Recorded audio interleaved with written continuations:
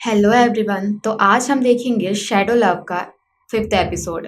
तो इस एपिसोड की शुरुआत में जाइजिन सिटी के जियानयांग पैलेस को दिखाया जाता है, जहां एक सैनिक ली शुआंग का मैसेज लेकर मजेस्टी के पास आया होता है। वो सब कुछ मजेस्टी को बताता है कि हुओ दुआंग एक जासूस था और अब वो मारा गया है और ली तिंग भी मिलिट्री कैंप में है।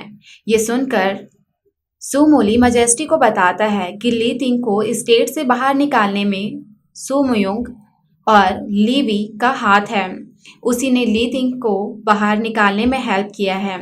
ये सुनकर मजेस्टी को गुस्सा आ जाता है। सुमुयुंग मजेस्टी को समझाने की कोशिश करता है कि ली तिंग को अपनी बहन की याद आ रही थी, इसलिए वो वहां से जाना चाह रहा था और कुछ नहीं, इसमें ली वी की कोई गलती नहीं है। लेकिन मजेस्टी गुस्से से ली वी को उसके जनरल के रैंक से हटा देता है। अगले सीन में विलेज को दिखाया जाता है, जहां जीनान कुछ बना रहा था। वहीं पास में खड़े जीरान और ली शुआंग ये सब देख रहे होते हैं। तब अपना काम करके जीनान ली शुआंग के पास आता है और उससे अपने साथ ले जाता है। वहीं जाकर ली शुआंग देखती है कि जीनान ने उस जगह को काफी अच्छे से सजाया था और वो काफी सुंदर दिख रहा था। ली शुआंग ने फूल और पत्तियों से 2 बेड बनाया था, जिसमें से वो एक ली शुआंग और एक अपना बेड बताता है। ली शुआंग उस जगह को देख के खुश तो होती है, लेकिन कहती है तुमने सिर्फ टाइम वेस्ट किया है और कुछ नहीं। जीनान कहता है तुम इतनी पत्थर जैसी बिस्तर पे सो कैसे जाती हो, मेरा तो पूरा पेट अकड़ जाता है। इसके बाद वो कुछ वाइन ली शुआंग को दिखाता है और कहता है मैंने ये आंटी हुआंग से लिया है। ली शुआंग वाइन देख के खुश हो जाती है। रात में वो ड्रिंक करके पूरी तरह नशे में होती है और वहीं ऊपर में मस्ती करती है, चिल्लाती है कि मुझे यहाँ से नीचे उतारो, मुझे और वाइन चाहिए। ऐसे करते करते वो बेहोश हो जाती है और जिन आन उसे पकड़ के बेड पे सुला देता है। तभी उसके हार्ट में फिर से दर्द होता है और तब उसे वो बात याद आती है जब उसने ली शुआंग के मुंह पे ब्लड देखा था और उसे पीने के बाद दर्द खत्म हुआ था। इसलिए वो एक रूम में रखे मुर्गे को पकड़ने जाता है, जहां वो मुर्गे के पीछे उसे पकड़ने के लिए भागने लगता है। तभी उसकी आवाज सुनकर आंटी हुआंग वहां आ जाती है और देखती है कि जीनान कोने में बैठकर मुर्गे का खून पी रहा था। ये सब देखकर वो बहुत डर जाती है और ली शुआंग को जाके सारी बात बताती है। वहीं सामने में जीनान भी मुंह छोटा करके बैठा था। ली शुआंग इसके लिए आंटी हुआंग से माफी मांगती है। तब आंटी हुआंग कहती है आप बुरा नहीं मानना, लेकिन क्या आपके हस्बैंड दिमाग से थोड़े कमजोर हैं? आपने जो हमारी हेल्प की है, मैंने उसके लिए ये चिकन रखा था, लेकिन इसने तो कुछ नहीं छोड़ा। इतना कहकर वो वहां से चली जाती है। ली शुआंग जिन आन से ऐसा करने का रीजन पूछती है। वो कहता है मुझे भूख लगी थी। इसके बाद थोड़ी देर में कुछ लोग खाना लेकर आ जाते हैं, जिन्हें देखकर सभी खुश हो जाते हैं और सभी सारा सामान अंदर ले जाते हैं। इसके बाद वो आग जलाकर सभी इंजॉय करते हैं, जिन्हें ऊपर से ली शुआंग देख रही होती है। जिनान उससे पूछता है कि वो नीचे क्यों नहीं जा रही। वो कहती है सभी को लगता है कि मैं उनकी सेवियर हूँ, लेकिन उन्हें नहीं पता कि मेरी वजह से ही उन सभी के साथ ये सब कुछ हुआ है और अभी भी उनकी जान मेरी वजह से खतरे में है। जीनान उसे समझाता है कि देखो, आज रात सभी तुम्हारी वजह से खुश हैं, क्योंकि तुमने ही उनकी हेल्प की है और आगे भी हमेशा यही होगा। तभी शूटिंग स्टार दिखाई देता है। उनको दिखाकर ली शुआंग जिनान को विश मांगने के लिए कहती है। दोनों विश मांगते हैं। तब जिनान को फिर से लो फील होता है और आंखें खोलकर ली शुआंग को देखने लगता है। अगली सुबह ली शुआंग कैंप लौटती है, जहां उसके लिए कैपिटल से लेटर आया था। लीवी और जीरान ली शुआंग को रेसिडेंट में लेके जाते हैं और लेटर के बारे में डिस्कस करते हैं, जिसमें हुओ दू की मौत से रिलेटेड बातें लिखी थी, क्योंकि जीरन और लीवी खुद इसके एविडेंस थे कि जिन आन ने हुओ दू को मारा है और अगर ये बात कोई उनसे पूछेगा तो वो झूठ नहीं बोल पाएंगे। इसके बाद वो रेसिडेंट के बाहर आ जाती है, जहां जिनान पेड़ के नीचे बैठकर उसका वेट कर रहा था। ली शुआंग उससे पूछती है कि वो यहाँ क्या कर रहा है। वो कहता है, मैं अगर खाना बनाने में हेल्प करता हूँ तो सभी को लगता है कि मैं खाने में जहर मिला दूंगा। अगर मैं साफ सफाई करता हूँ तो उन्हें लगता है कि मैं वेपन्स छुपा रहा हूँ। इन सब के अलावा मेरे पास करने के लिए है ही क्या? अब तुम ही बताओ कि मैं क्या करूं? ली शुआंग कहती है, क्या तुम मेरे लिए अपनी जान दे सकते हो? और अंदर से ड्रिंक लाकर देती है। वो उसे कुछ पैसे देती है और लू चैंग छोड़कर जाने के लिए कहती है। जिनान कहता है, क्या मुझसे कोई गलती हो गई है? मैं नहीं जाना चाहता, मैं तुम्हारे साथ ही रहना चाहता हूँ। ली शुआंग कहती है, तुम्हें कुछ याद नहीं है, तुम अपनी फैमिली के बारे में भी नहीं जानते, क्या तुम उन्हें ढूंढना भी नहीं चाहते? मैं नहीं चाहती कि तुम अब यहाँ रहो।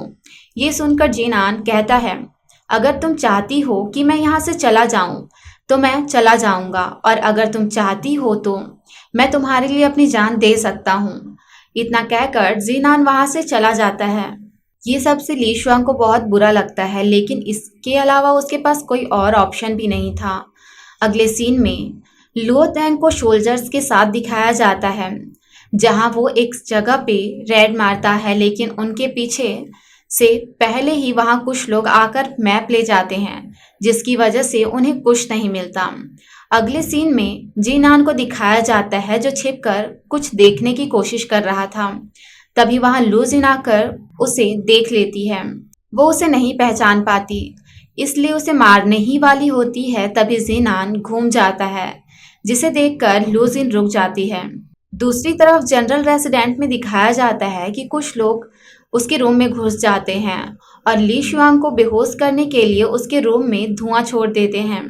ली शुआंग को उनके आने का पता चल जाता है, इसलिए वो अपनी नाक बंद कर लेती है।